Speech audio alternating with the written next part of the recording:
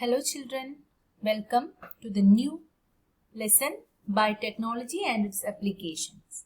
In the last lesson, we had learned about the processes and principle behind an important branch biotechnology, and from this lesson we can learn a lot of applications of biotechnology.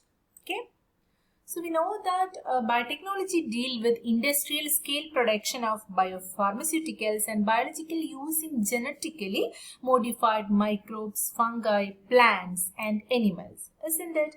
And its application includes therapeutics, diagnostics, genetically modified crops for agriculture, processed food, bioremediation, waste treatment and energy production. Loads of applications are there. Okay. So the main three critical research areas of biotechnology includes providing the best catalyst in the form of improved organisms, usually a microbe or pure enzyme. Okay. Then creating optimal condition through engineering for a catalyst to act.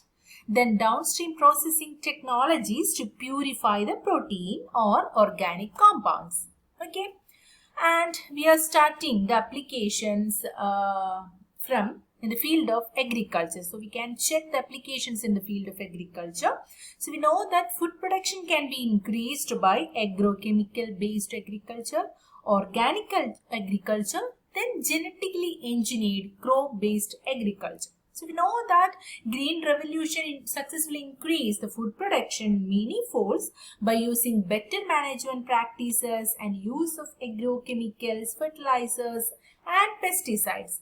But further increase in production is not possible by using these methods. Okay.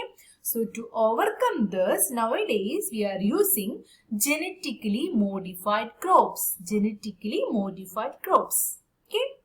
So plants, bacteria, fungi and animals whose genes have been altered by manipulation are called genetically modified organisms. Okay, this is a sure question, children. Most of the question paper you can see define GMO. So how can we define it? Plants, bacteria, fungi and animals whose genes have been altered, okay, by manipulation are called genetically modified organisms. Clear? So GM plants means genetically modified plants have many applications like made crops more tolerant to abiotic stress, drought, flood, different types of conditions are there. Then reduce reliance on chemical pesticide, then help to reduce post-harvest losses, increased efficiency of minerals usage by plants, enhance nutritional value of food. Example, vitamin A enriched rice. Okay, lots of applications are there.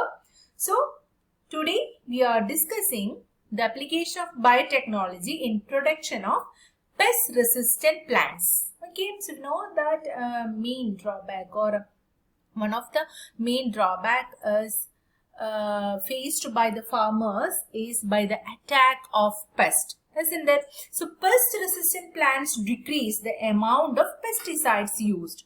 Bt toxin is an important example. It is produced by bacterium called Bacillus thuringiensis. Once I explained about the strategies for enhancement in food production, we had explained this example. Do you remember it? So Bt toxin gene has been cloned from bacteria. Okay, and been expressed in plants to provide resistance to insects. Clear? So, there is no need of insecticides. So, the effect created a biopesticide. Clear? So, how does it works? This Bt toxin gene has been cloned from a bacteria. What is the name of that bacteria? Yes, Bacillus thuringiensis, and been expressed in plants to provide resistance to insects. Examples are Bt cotton, Bt corn, rice, tomato, potato and soyabean. So, how it works that we can explain. So, Bt cotton bacterium Bacillus thuringiensis produce proteins that kill certain insects like lepidopterans, coleopterans and beetles and dipterans, flies and mosquitoes. This Bacillus thuringiensis produce crystals that contain a toxic insecticidal protein. Okay, so now let's explain the action. This toxic protein present in bacteria. For example, in Bacillus thuringiensis as inactive protoxin. So once the bacteria inside the bacterium, it is an inactive state. The toxin is in inactive stage. But as soon as insect ingests the inactive form, due to alkaline pH of the gut of the insect, it converted into an active form of toxin. Clear?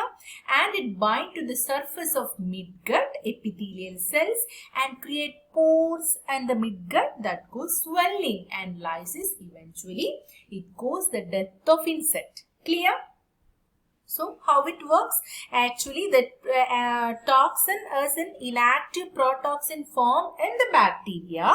But once the insect feeds on it, we know that insect's gut is having alkaline pH. So, in this alkaline pH, the protoxin is converted into toxin and it binds to the surface of epithelial cells.